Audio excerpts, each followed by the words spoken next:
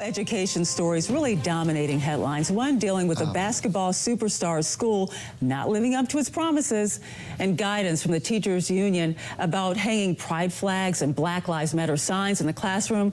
Joining me now is Nicole Neily, the president of Parents Defending Education. Well, good morning, Nicole. Good morning. Thanks for having me. Well, let's start with I Promise. It's a public school out of Akron, Ohio that's backed by the Lebron James Family Foundation. And this is really stunning when you read it in the Akron Beacon. The school has not had a student in its fall 8th grade class pass state math tests since the 3rd grade. Yes. What do you make of it? When you hear something like this, what do you make of that?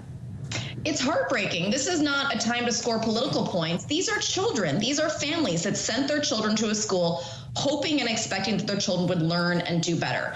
And what I think is interesting is that, as you pointed out, with the James family spending money, on this school, the one thing we have been told over and over and over again is that schools need more money to succeed. Yet here we find that a school that has a huge amount of money has proficiency rates that mirror some of the worst performing school districts in America: Baltimore, Oakland, Providence. And so I think we really need to reevaluate what actually is the formula for success. That is true. More money doesn't always equal better results. But to be fair to this school, now these students, a lot of these schools in the I Promise LeBron James school, they were 2 to 3 years behind already when they started. And then what they're saying, COVID hit, that pushed these students even further back. Do you think that's going to be a factor, not only when you think of students at I Promise at LeBron School, but also when you think of our students across the country?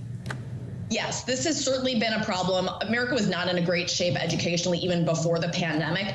And so what is frightening to me is what we see now, and what we're hearing from equity warriors is the way to make up these gaps is to eliminate advanced programming, so these students who are not doing well don't feel so bad. I think that's absolutely the wrong way. The I Promise school promised to bring students up to kind of make up that learning loss, and I think that is the true path forward, to really try and bring up the low performers as opposed to holding back the high performers. That otherwise, holding back the high performers is going to be a disaster for our country as well as these students. It's interesting. I just did a story about how accelerated programs in Florida and Arizona were actually helping students kind of make up the gap and do better when they got to college. So these accelerated programs can, in many cases, make a difference. But when you look at what's happening in I Promise, once again, this is not happening in a vacuum. And you look at the test scores, math scores declining by 9% across the board for all students. And you wonder, we're going into a new school year, Nicole. What are we going to do to make sure we do not have more I Promises 2 or 3 years from now? Certainly. Education builds upon itself. And so students that fail to have basic subject level mastery early on are obviously unable to keep up with their peers. And we now have schools that continue to do promotion, kind of where everyone moves on to the next grade, even if students are not able to do so. Again, and this is part of the let's not hurt students feeling push. That's the wrong thing. We really need students to actually know what they're learning. And we should be targeting interventions to these schools, to students based on need, not based on skin color, not based on superficial characteristics, but on students that actually need the assistance to stay up with their peers. And I want to get your thoughts on this. The National Education Association recently issued guidance on how to place inclusive symbols in the classroom, encouraging teachers to challenge policies prohibiting pride flags and Black Lives Matter signs or flags with their unions, if they wish. Do you think in some ways this is going to create a clash between parents, and teachers in the classroom? Where are we headed here?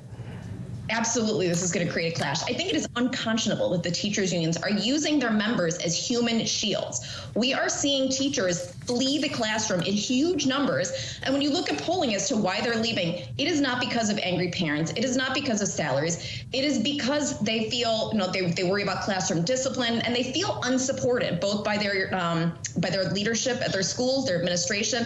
And this is putting them into direct conflict with, as you said, with parents as well as with administration. So at this point in time, I think, why are unions not focusing on protecting their members and also teaching children to learn? This is yet another example of unions prioritizing everything except for children's learning. All right. Thanks, Nicole. Parents Defending Education. Thanks for your time. Have a good weekend. You too.